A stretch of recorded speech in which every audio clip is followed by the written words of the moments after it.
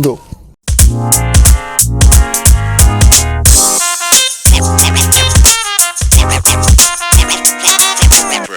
ਸਤਿ ਸ਼੍ਰੀ ਅਕਾਲ ਜੀ ਸਾਰਿਆਂ ਨੂੰ। ਆਈ ਹੋਪ ਕਿ ਕਦੇ ਨਾ ਕਦੇ ਤੁਸੀਂ ਸਪੈਸੀਫਿਕਲੀ ਸੋਚਿਆ ਹੋਵੇਗਾ ਕਿ ਕਿਸੇ ਸਪੈਸੀਫਿਕ ਕੰਟਰੀ ਦੀ ਗਵਰਨਮੈਂਟ ਤੇ ਆਈਦਰ ਉਹ ਡਿਕਟੇਟਰਸ਼ਿਪ ਪਰਫਾਰਮ ਕਰੇ ਜਾਂ ਫਿਰ ਡੈਮੋਕ੍ਰੇਸੀ ਪਰਫਾਰਮ ਕਰੇ, ਆਪਦੇ ਲੋਕਾਂ ਤੇ ਉਹ ਕੰਮ ਕਿਵੇਂ ਕਰਦੀ ਹੈ।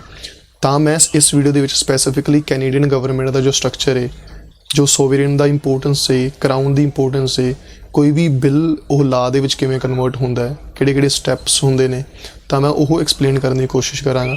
ਤਾਂ ਕਰਦੇ ਵੀਡੀਓ ਨੂੰ ਸਟਾਰਟ। Let's get started.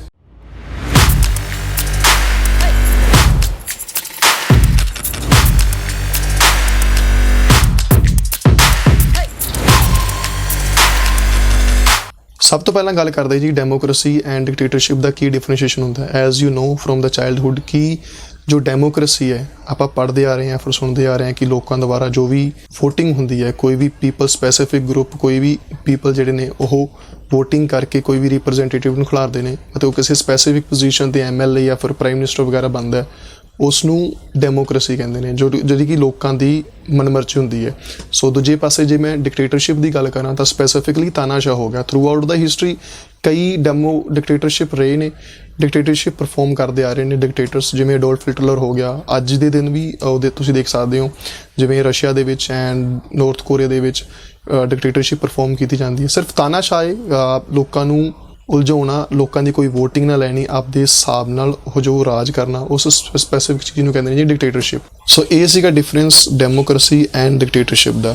ਜੇਕਰ ਨੈਕਸਟ ਗੱਲ ਕਰੀਏ ਕੌਨਸਟੀਟਿਊਸ਼ਨਲ ਮੋਨਾਰਕੀ ਦੀ, ਤਾਂ ਜੋ ਕੈਨੇਡੀਅਨ ਕਲਚਰ ਹੈ ਜਾਂ ਫਿਰ ਕੈਨੇਡਾ ਦੇ ਵਿੱਚ ਕੌਨਸਟੀਟਿਊਸ਼ਨਲ ਮੋਨਾਰਕੀ ਹੀ ਪਰਫਾਰਮ ਕੀਤੀ ਜਾਂਦੀ ਹੈ। ਕੌਨਸਟੀਟਿਊਸ਼ਨਲ ਮੋਨਾਰਕੀ ਇਨ ਦੀ ਸੈਂਸ, ਕੌਨਸਟੀਟਿਊਸ਼ਨ ਵਰਡ ਹੈਗਾ ਜੀ ਸੰਵਿਧਾਨ, ਮੋਨਾਰਕ ਹੈਗਾ ਕੋਈ ਨਾ ਕੋਈ ਰਾਜਾ, ਕੋਈ ਨਾ ਕੋਈ ਰਾਜ ਵਗੈਰਾ ਕਰਦਾ, ਕੋਈ ਸਪੈਸੀਫਿਕ ਪਰਸਨ। ਜਿਵੇਂ ਤੁਸੀਂ ਦੇਖ ਸਕਦੇ ਹੋ ਕਿ ਇਸ ਟਾਈਮ ਜੋ ਮੋਨਾਰਕ ਹੈ ਉਹ ਹੈਗਾ ਜੀ ਕਿੰਗਸ ਥਰਡ। ਸੋ ਪਹਿਲਾਂ ਕੁਈਨ ਤੋਂ ਬਾਅਦ ਇਹਨਾਂ ਨੇ ਅਪੋਇੰਟ ਕੀਤਾ ਸੀਗਾ ਕਿੰਗਸ ਥਰਡ ਨੂੰ। ਤਾਂ ਇਹਦਾ ਜੋ ਕੰਮ ਹੈ ਐਜ਼ ਏ ਪਾਰਲੀਮੈਂਟ ਦੇ ਵਿੱਚ ਜਾਂ ਫਿਰ ਲੈਜਿਸਲੇਟਿਵ ਅਸੈਂਬਲੀ ਦੇ ਵਿੱਚ ਉਨਾ ਹੀ ਹੁੰਦਾ ਜਿੰਨਾ ਕਿ ਪ੍ਰਾਈਮ ਮਿਨਿਸਟਰ ਦਾ। ਬਸ ਸਪੈਸੀਫਿਕਲੀ ਇਹਦਾ ਸਿਟੀਜ਼ਨਸ਼ਿਪ ਤੇ ਅਲਾਇੰਸ, ਕਿਸੇ ਵੀ ਦੇਸ਼ ਨੂੰ, ਇਸ ਦੇਸ਼ ਨੂੰ, ਕੈਨੇਡਾ ਨੂੰ ਜਾਂ ਫਿਰ ਕਿਸੇ ਦੂਜੇ ਦੇਸ਼ ਨਾਲ ਕਿਵੇਂ ਉਹਦੇ ਰਿਲੇਸ਼ਨਸ ਰੱਖਣੇ ਨੇ, ਉਹ ਸਪੈਸੀਫਿਕਲੀ ਮੋਨਾਰਕ ਦਾ ਕੰਮ ਹੋਏਗਾ ਉਸ ਚੀਜ਼ ਨੂੰ ਹੋਲਡ ਅਪ ਕਰਨ ਦਾ। ਕੋਈ ਵੀ ਕੈਨੇਡਾ ਜਿਵੇਂ 2053 ਜਿਹੜੇ ਅਦਰ ਨੇਸ਼ਨਸ ਨੇ ਉਹਨਾਂ ਨਾਲ ਕਿਵੇਂ ਲਿੰਕ ਅਪ ਹੋ ਸਕਦਾ ਜਾਂ ਫਿਰ ਕਿਵੇਂ ਉਹਦੇ ਰਿਲੇਸ਼ਨਸ ਰਹਿਣਗੇ, ਉਹ ਸਭ ਮੋਨਾਰਕ ਦੇ ਉੱਪਰ ਗੱਲ ਆਉਂਦੀ ਹੈ। ਸੋਵਰੇਨ, ਕਰਾਊਨ ਜਾਂ ਫਿਰ ਕਿੰਗਸ, ਜੋ ਵੀ ਇਹ ਸਪੈਸੀਫਿਕ ਵਰਡਸ ਨੇ ਇਹਦੇ ਵਿੱਚ, ਐਂਡ ਜੋ ਪ੍ਰਾਈਮ ਮਿਨਿਸਟਰ ਹੈ ਇਹਦੇ 'ਚ ਇੱਕ ਕਲੀਅਰ ਡਿਸਟਿੰਕਸ਼ਨ ਹੈ ਕਿ ਜੋ ਸੋਵਰੇਨ ਹੈ ਉਹ ਹੈਡ ਆਫ ਗਵਰਨਮੈਂਟ ਹੋਏਗਾ ਤੇ ਜੋ ਪ੍ਰਾਈਮ ਮਿਨਿਸਟਰ ਹੈ ਉਹ ਸਭ ਕੁਝ ਗਵਰਨ ਪ੍ਰਾਈਮ ਮਿਨਿਸਟਰ ਦੇ ਅੰਡਰ ਹੀ ਹੋਏਗਾ। ਜਸਟ ਉਹਦੇ ਕੁਝ ਕੁ ਰੂਲਸ ਹੋਣਗੇ ਜਿਹੜਾ ਕਿ ਮੋਨਾਰਕ ਕਨਸਟੀਟਿਊਸ਼ਨ ਦੇ ਅੰਡਰ ਹੋ ਕੇ ਕੰਮ ਕਰੇਗਾ। ਤਾਂ ਪ੍ਰਾਈਮ ਮਿਨਿਸਟਰ ਕੋਲ ਫੁੱਲੀ ਫਲੈਜਡ ਅਥਾਰਟੀ ਹੈ ਕਿਸੇ ਵੀ ਰੂਲਸ ਨੂੰ ਅਲਾਉ ਕਰਨ ਦੀ ਐਂਡ ਡਿਸਅਲਾਉ ਕਰਨ ਦੀ। ਹੁਣ ਜੋ ਸੋਵਰੇਨ ਨੇ ਉਹਨੂੰ ਰਿਪਰੈਜ਼ੈਂਟ ਕੌਣ ਕਰਦਾ ਹੈ? Governor general. ਗਵਰਨਰ ਜਨਰਲ ਨੂੰ ਕੌਣ ਅਪੋਇੰਟ ਕਰਦਾ ਹੈ? ਸੋਵਰੇਨ। ਕਿਸ ਦੀ ਐਡਵਾਈਸ ਤੇ? ਪ੍ਰਾਈਮ ਮਿਨਿਸਟਰ ਦੀ ਐਡਵਾਈਸ ਤੇ। ਤਾਂ ਹਰੇਕ ਪ੍ਰੋਵਿੰਸਸ ਦੇ ਵਿੱਚ, ਜਿਵੇਂ ਤੁਸੀਂ ਪ੍ਰੋਵਿੰਸਸ ਦੇ ਸਕਦੇ ਹੋ ਔਨ ਦਾ ਡਿਸਪਲੇ, ਕਿ ਹਰੇਕ ਪ੍ਰੋਵਿੰਸਸ ਦੇ ਵਿੱਚ ਇੱਕ ਲੈਫਟੀਨੈਂਟ ਗਵਰਨਰ ਜਨਰਲ ਹੁੰਦਾ ਹੈ।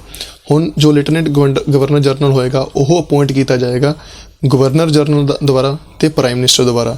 ਸੋ ਇਹ ਥੋੜ੍ਹਾ ਜਿਹਾ ਕਨਫਿਊਜ਼ਿੰਗ ਲੱਗ ਸਕਦਾ ਹੈ। I will tell it again ਕਿ ਜੋ ਗਵਰਨਰ ਜਨਰਲ ਹੈ ਉਹ ਐਜ਼ ਏ ਰਿਪਰੈਜ਼ੈਂਟੇਟਿਵ ਕੰਮ ਕਰੇਗਾ ਤੇ ਰਿਪਰੈਜ਼ੈਂਟ ਕਰੇਗਾ ਮੋਨਾਰਕ ਨੂੰ। ਤਾਂ ਗਵਰਨਰ ਜਨਰਲ ਨੂੰ ਕੌਣ ਅਪੋਇੰਟ ਕਰਦਾ ਹੈ? Monarch and prime minister. ਤੇ ਹਰੇਕ ਪ੍ਰੋਵਿੰਸਸ ਦੇ ਵਿੱਚ, ਡਿਫਰੈਂਟ ਪ੍ਰੋਵਿੰਸਸ ਤੇ ਟੈਰੀਟਰੀ ਦੇ ਵਿੱਚ ਲੈਫਟੀਨੈਂਟ ਗਵਰਨਰ ਜਨਰਲ ਹੁੰਦਾ ਹੈ ਤੇ ਉਸ ਨੂੰ ਕੌਣ ਅਪੋਇੰਟ ਕਰਦਾ ਹੈ? ਸੋ ਮੇਨ ਗਵਰਨਰ ਜਨਰਲ ਤੇ ਪ੍ਰਾਈਮ ਮਿਨਿਸਟਰ ਦੀ ਐਡਵਾਈਸ ਤੇ। ਸੋ ਇਹ ਸੀਗਾ ਗਵਰਨਰ ਜਨਰਲ ਦਾ ਇੰਪੋਰਟੈਂਸ ਮੋਨਾਰਕ ਦੇ ਰਿਗਾਰਡਿੰਗ। ਤਾਂ ਇੱਕ ਤਰ੍ਹਾਂ ਦਾ ਰਿਪਰੈਜ਼ੈਂਟੇਟਿਵ ਦੇ ਤੌਰ ਤੇ ਕੰਮ ਕਰ ਰਿਹਾ ਗਵਰਨਰ ਜਨਰਲ। ਤਾਂ ਕੈਨੇਡਾ ਦੇ ਜੋ ਮੇਨ ਗਵਰਨਰ ਜਨਰਲ ਦੀ ਗੱਲ ਕਰੀਏ ਉਹ ਹੈਗਾ ਜੀ honourable Mary Simon. So this is the person ਜਿਹੜੀ ਕਿ ਰਿਪਰੈਜ਼ੈਂਟ ਕਰਦੀ ਹੈ ਮੋਨਾਰਕ ਨੂੰ ਤੇ ਇਹਨੂੰ ਚੁਣਿਆ ਜਾਂਦਾ ਹੈ ਮੋਨਾਰਕ ਦੁਆਰਾ, as I told you earlier. ਜਿਹੜਾ ਸਟਰਕਚਰ ਇਹ ਮੋਨਾਰਕਲ ਗਵਰਨਮੈਂਟ ਦਾ ਕਿ ਗਵਰਨਰ ਜਨਰਲ ਹੈ ਉਹ ਮੋਨਾਰਕ ਨੂੰ ਰਿਪਰੈਜ਼ੈਂਟੇਟਿਵ ਐਜ਼ ਏ ਰਿਪਰੈਜ਼ੈਂਟ ਕਰਦਾ ਪਿਆ, ਤਾਂ ਇਹ 1627 ਤੋਂ ਲੈ ਕੇ 1635 ਦੇ ਵਿੱਚ ਚੱਲਿਆ ਸੀਗਾ। ਜਦੋਂ ਕਿ ਇਹ ਸਪੈਸੀਫਿਕ ਪਰਸਨ ਹੈ ਸੈਮੂਅਲ ਦੇ ਚੈਪਲਿਨ, ਇਸ ਪਰਸਨ ਨੇ ਲੂਈਸ ਕਿੰਗ 14 ਨੂੰ ਰਿਪਰੈਜ਼ੈਂਟ ਕੀਤਾ ਸੀ। ਉਸ ਟਾਈਮ ਦੇ ਵਿੱਚ as a France new colony ਬਣਦੀ ਪਈ ਸੀ, ਤਾਂ ਇਸ ਪਰਸਨ ਨੇ ਐਜ਼ ਏ ਫਰਾਂਸ ਨੂੰ ਨਿਊ ਕਲੋਨੀ ਐਕਸਪੈਂਸ਼ਨ ਵਾਸਤੇ, ਇਮੀਗ੍ਰੇਸ਼ਨ ਵਾਸਤੇ ਤੇ ਹੋਰ ਚੀਜ਼ਾਂ ਵਾਸਤੇ ਐਕਸਪੈਂਡ ਕਰਨ ਦੀ ਕੋਸ਼ਿਸ਼ ਕੀਤੀ ਸੀ। ਤਾਂ ਇਸ ਪਰਸਨ ਨੇ ਮਤਲਬ ਕਿ ਇਸ ਪੀਰੀਅਡ ਦੇ ਵਿੱਚ ਰਿਪਰੈਜ਼ੈਂਟ ਕੀਤਾ ਸੀ। ਤਾਂ ਉੱਥੋਂ ਜੋ ਮੋਨਾਰਕਲ ਗਵਰਨਮੈਂਟ ਹੈ ਜਾਂ ਫਿਰ ਉੱਥੋਂ ਜੋ ਰਿਪਰੈਜ਼ੈਂਟੇਟਿਵ ਕਰਨਾ ਇੱਕ ਤਰ੍ਹਾਂ ਦਾ ਉੱਥੋਂ ਚੱਲਿਆ ਸੀ। ਤਾਂ ਜੋ ਇਹਦਾ ਗ੍ਰੈਂਡਸਨ ਸੀਗਾ ਲੂਈਸ 15 ਉਸਨੇ ਨਿਊ ਫਰਾਂਸ ਨੂੰ ਐਜ਼ ਅ ਡਿਫੈਂਸ ਦੇ ਵਿੱਚ ਬਰਡਨ ਸਮਝਿਆ ਤੇ ਬ੍ਰਿਟਿਸ਼ ਨੂੰ ਜਾਂ ਫਿਰ ਗ੍ਰੇਟ ਬ੍ਰਿਟਨ ਨੂੰ as a treaty of Paris ਦੇ ਵਿੱਚ ਸੀਡਡ ਕਰਤਾ, ਮਤਲਬ ਕਿ ਇੱਕ ਤਰ੍ਹਾਂ ਦਾ ਸਰੈਂਡਰ ਕਰਤਾ। ਤਾਂ ਇਸ ਬੰਦੇ ਨੇ ਕੀ ਸੋਚਿਆ ਕਿ ਨੈਕਸਟ ਫਰਾਂਸ ਵਗੈਰਾ ਬਣੇਗਾ ਜਾਂ ਫਿਰ ਫਰਾਂਸ ਨੂੰ ਐਜ਼ ਐਕਸਪੈਂਸ਼ਨ ਕਰਾਂਗੇ, ਮੋਨਾਰਕਲ ਗਵਰਨਮੈਂਟ ਹੋਏਗੀ।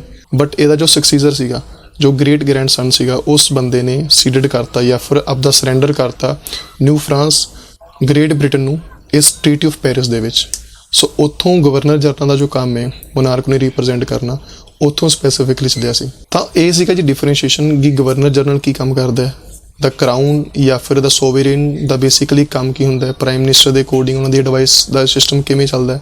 ਤਾਂ ਜੇਕਰ ਆਪਾਂ ਸਟਰਕਚਰ ਦੀ ਗੱਲ ਕਰੀਏ ਤਾਂ ਸਭ ਤੋਂ ਪਹਿਲਾਂ ਆਉਂਦਾ ਜੀ ਕੌਨਸਟੀਟਿਊਸ਼ਨ ਸੰਵਿਧਾਨ ਐਜ਼ ਯੂ ਨੋ, ਐਂਡ ਉਸ ਤੋਂ ਬਾਅਦ ਆਉਂਦਾ ਜੀ ਮੋਨਾਰਕ ਦੀਆਂ ਜੋ ਅੱਗੇ ਹੈ 3 ਪਾਰਟਸ ਦੀ ਡਿਵਾਈਡੇਸ਼ਨ ਹੁੰਦੀ ਹੈ। ਸਭ ਤੋਂ first one is legislative branch, the second one is executive branch and the third one is judiciary branch.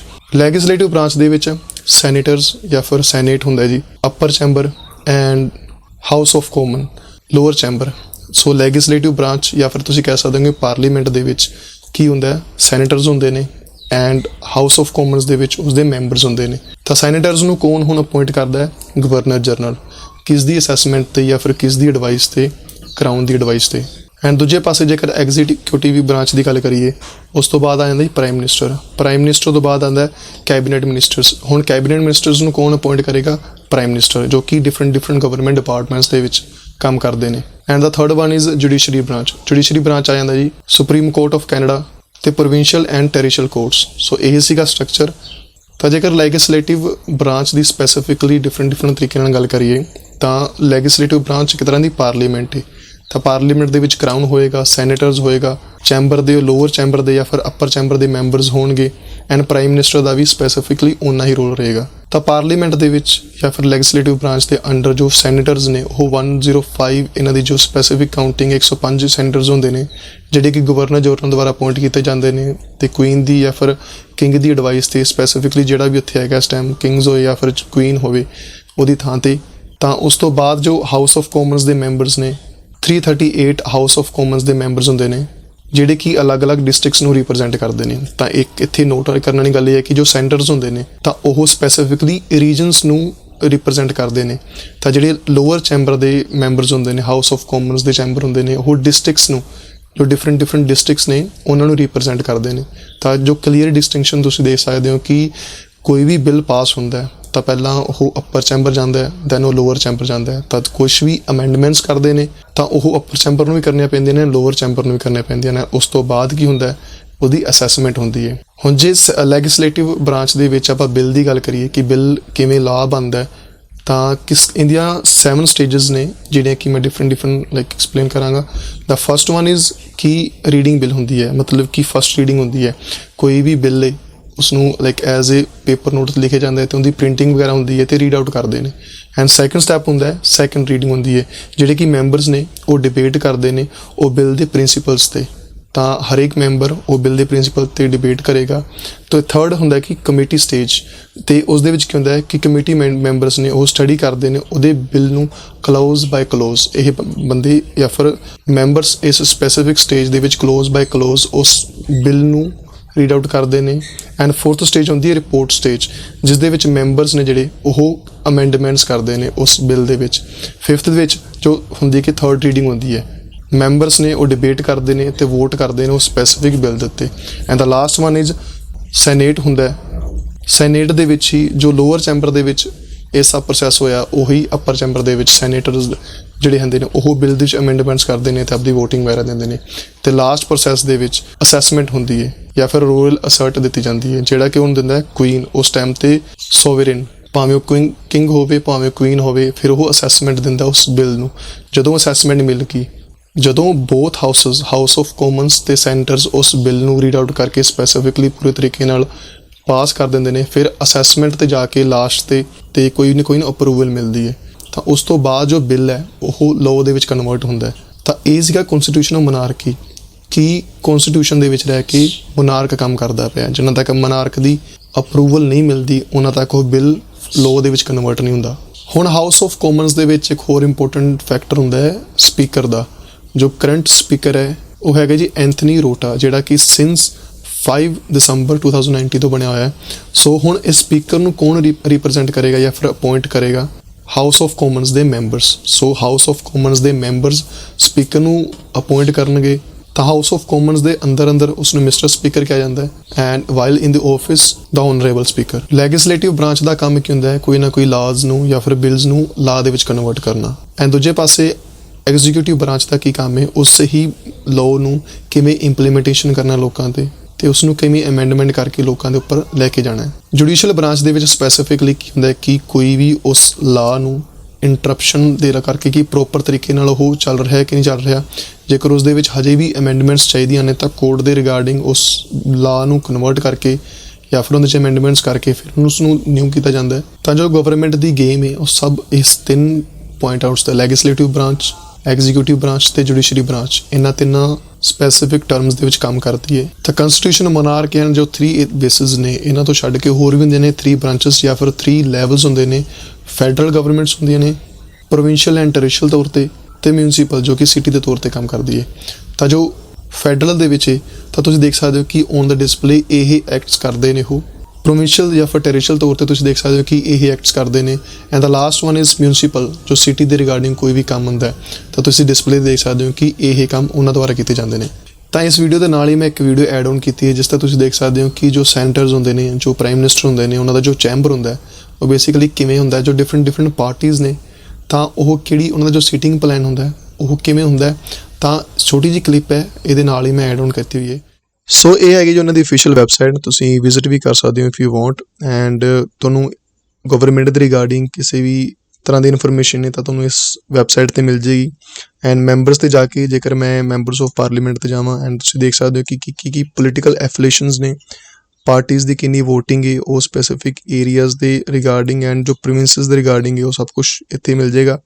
And ਉਹਨਾਂ ਦਾ ਉਹ ਜੋ ਸੈਨੇਟਰਸ ਦਾ ਸੈਨੇਟ ਦੇ ਵਿੱਚ ਜੋ ਸੀਟਿੰਗ ਪਲਾਨ ਹੈ ਜਾਂ ਫਿਰ ਹਾਊਸ ਆਫ ਕਾਮਨਸ ਦੇ ਵਿੱਚ ਸੀਟਿੰਗ ਪਲਾਨ ਹੈ ਤੁਹਾਨੂੰ ਤੁਸੀਂ ਉਹ ਵੀ ਚੈੱਕ ਕਰ ਸਕਦੇ ਹੋ। ਲਾਈਕ ਜੇ ਮੈਂ ਕਲਿੱਕ ਕਰਾਂ ਉਸ ਤੋਂ ਬਾਅਦ ਤੁਸੀਂ ਦੇਖ ਸਕਦੇ ਹੋ ਕਿ ਇਹ ਪਾਰਟੀ ਦੇ ਰਿਗਾਰਡਿੰਗ ਹੈ। ਤਾਂ ਇਹ ਡਿਫਰੈਂਟ ਪਾਰਟੀਜ਼ ਨੇ, ਉਹਨਾਂ ਦੀ ਪੋਜੀਸ਼ਨ ਕਿਸ ਪੋਜੀਸ਼ਨ 'ਤੇ ਬਹਿੰਦੇ ਨੇ। ਜਿਵੇਂ ਪ੍ਰਾਈਮ ਮਿਨਿਸਟਰ ਦੀ ਇਹ ਹੈ, ਜੇ ਮੈਂ ਹੋਵਰ ਕਰਦਾ ਜਾਵਾਂਗਾ ਐਂਡ ਉਹ ਬੰਦਾ ਲਾਈਕ ਉਹਨਾਂ ਦੇ ਜੋ ਕੈਬਨਿਟਸ ਦੇ ਮੈਂਬਰਸ ਨੇ ਉਹ ਦਿਖਦੇ ਜਾਣਗੇ। ਤਾਂ ਤੁਸੀਂ ਵੀ ਚੈੱਕ ਕਰ ਸਕਦੇ ਹੋ, ਕਾਫੀ ਹੈਲਪਫੁਲ ਰਹੇਗੀ। ਐਂਡ ਉਸ ਤੋਂ ਬਾਅਦ ਤੁਸੀਂ ਇਹਨੂੰ PDF ਫਾਰਮ ਦੇ ਵਿੱਚ ਵੀ ਡਾਊਨਲੋਡ ਕਰ ਸਕਦੇ ਹੋ ਇਫ ਯੂ ਵਾਂਟ।